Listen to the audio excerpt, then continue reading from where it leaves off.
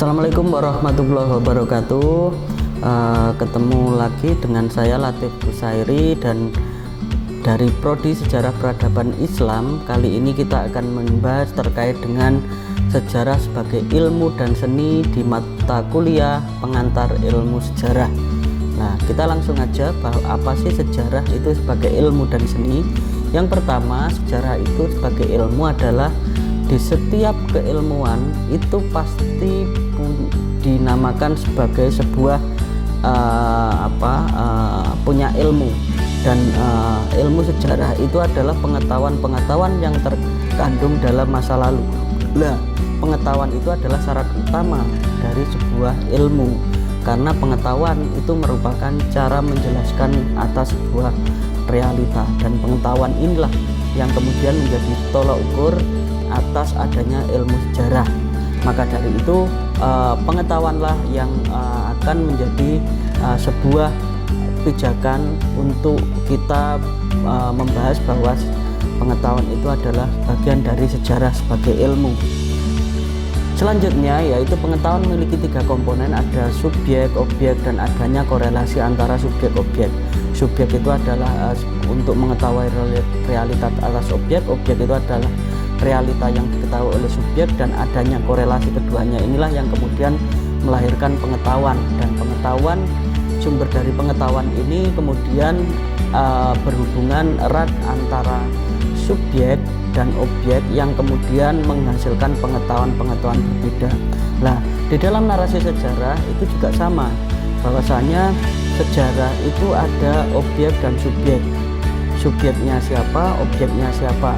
Subjeknya adalah sejarawan, objeknya adalah orang yang diteliti ataupun materi yang akan diteliti dalam kacamata sejarah. Disinilah yang kemudian disebut sebagai sebuah pengetahuan di sejarah. Nah, sumber-sumber pengetahuan ini balik lagi adalah pengalaman, ada pemegang otorita, dan pendekatan ilmiah yang berkaitan dengan ikhwal penelitian. Nah, pengetahuan itu sudah pasti tadi berkaitan dengan yang dialami oleh orang itu, dan pemegang otorita itu adalah siapa yang akan bertutur. Pemegang otorita itu adalah siapa yang akan melihat atas pengalaman itu, apakah pribadi atau ke orang lain. Orang lain itu siapa? Di sini ada tokoh agama, ada kiai, ada dukun, ada paranormal, ataupun ada juga akademisi. Pengalaman itu dianggap sebagai sebuah sejarah. Pemegang otorita itulah yang disebut sebagai sejarawan. Nah, ketiga adalah pendekatan ilmiah yang berkaitan dengan ikhwal. Di setiap keilmuan itu pasti punya metode sejarah. Nah, di ketiga inilah yang kemudian dianggap sebagai pendekatan ilmiah yang berkaitan dengan ikhwal penelitian. Sehingga di dalam narasi sejarah itu nanti ada metode sejarah, cara mendapatkan sebuah memaparkan atas pengalaman itu harus dipatri dalam metode-metode sejarah itu sendiri. Nah, karena itulah kemudian penelitian, pengetahuan, ilmu itu juga bersifat relatif juga. Nah, aspek-aspeknya terdiri dari 3, yaitu ontologis, epistemologi, dan aksiologi. Nah, ini seperti filsafat ilmu, ada ontologi, ada epistemologi, dan aksiologi. Nah, sejarah yang pertama kita breakdown. Sejarah itu yang bersifat empiris. Sejarah termasuk ilmu yang bersifat empiris karena adalah sejarah itu bersifat pengalaman atas masa lalu, dilakukan ataupun sudah terekam atas peristiwa-peristiwa masa lalu. Makanya sejarah itu bukan sebuah teoritis tapi bersifat empirisme. Nah, yang kedua, sejarah ini memiliki objek. Objeknya jelas, sasarannya jelas, tujuannya jelas. Sejarah itu adalah suatu peristiwa yang sudah terjadi di masa lampau, sehingga objeknya jelas. Objeknya siapa? Objeknya ya masa lampau itu sendiri. Kenapa perlu diceritakan ke masa kini? Yaitu untuk melakukan pembelajaran atas masa lampau dulu. Nah, penekanannya di sini adalah dimensi kelampauan yang ada di dalam ilmu sejarah. objek dari sejarah adalah waktu, yaitu kontinuitas dan perubahan yang dicapai oleh manusia. Sehingga masa lalu, ada masa sekarang, ada masa yang akan datang, itu ada 3. Nah, itu berkaitan dengan kontinuitas. Kalau masa lalu itu adalah sejarah, masa yang akan datang itu adalah pembelajaran sejarah, masa sekarang adalah pembelajaran sejarah, masa yang akan datang itu adalah belajar atas masa lampau dan masa sekarang. Oleh karenanya di setiap manusia itu pasti punya nilai-nilai seperti itu. Nah, ketiga itu memiliki teori. Nah, teori inilah yang kemudian dianggap sebagai penjaga real atas sebuah kelampauan itu. Nah, teori inilah yang kemudian dianggap sebagai supaya narasi-narasi masa lampau itu masih di dalam satu real yang sama, yaitu terkait dengan masa silamnya. Nah, yang kedua, sejarah memiliki generalisasi. Sejarah itu ini yang menarik adalah generalisasi sejarah. Meskipun sejarah itu bersifat unik, tidak ada duanya, tetapi ketika sejarah itu berulang-ulang akhirnya menjadi sebuah generalisasi, seperti ilmu-ilmu lain yang kemudian menarik kesimpulan-kesimpulan umum. Sejarah pun juga sama, bahwa sejarah itu nanti juga akan menarik atas kesimpulan-kesimpulan umum. Maka dari itu ada yang namanya belajarlah dari sejarah. Itu adalah sebenarnya adalah kata untuk mengeneralisir atas sebuah peristiwa-peristiwa yang sudah terjadi, yang sering terjadi di masa lampau, sehingga kita ada istilah belajarlah dari sejarah. Makanya dari itu dianggap sebagai sebuah generalisasi atas sebuah sejarah. Nah, yang kelima, supaya kita punya real lagi, sejarah itu punya metode. Metodenya apa? Metodenya yang pertama adalah kelampauan. Metodenya sejarah itu adalah heuristik, kritik, interpretasi, dan historiografi. Heuristik itu adalah pengumpulan data, kritik itu mengkritik atas kebenaran data, interpretasi itu adalah analisa dari seorang sejarawan atas sebuah peristiwa, yaitu heuristik tadi. Dan yang keempat adalah historiografi, menuliskan sejarah masa lalu dengan dihadirkan ke dalam masa kini. Dan yang selanjutnya adalah itu sejarah sebagai seni. Bagaimanapun juga bertutur itu juga sebagai sebuah seni. Seorang pendongeng itu adalah sebuah seni. Oleh karena itu bertutur itu harus memiliki tingkatan-tingkatan yang lebih bagus. Yang pertama, misalnya sejarah itu memerlukan intuisi.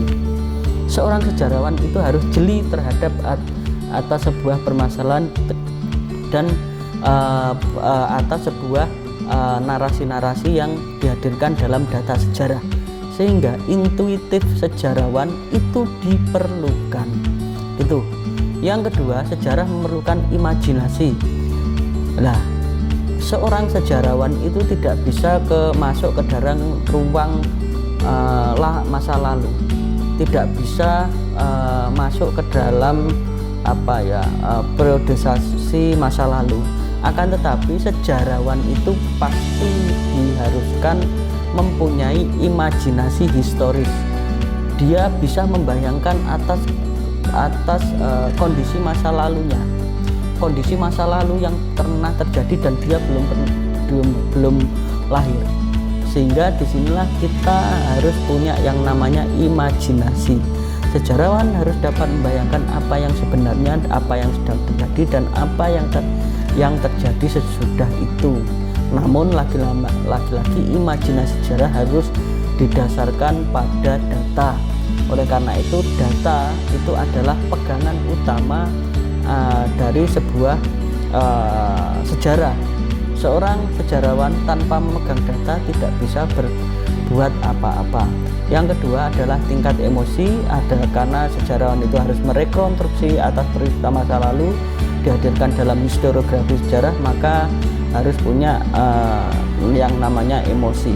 Dan yang terakhir ini adalah sejarah itu adalah masa lalu, tapi menghadirkan bahasa sejarah itu ke dalam gaya bahasa sekarang.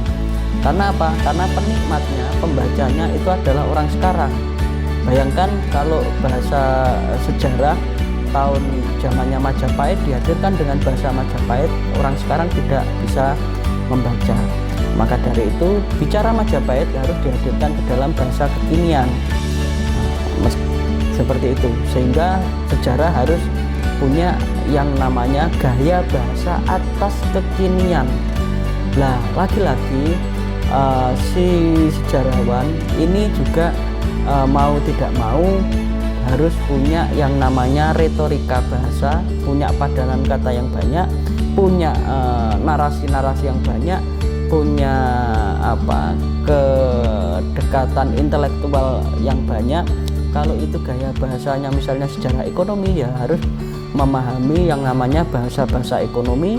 Kalau itu sejarah maritim, harus bisa memahami bahasa-bahasa maritim.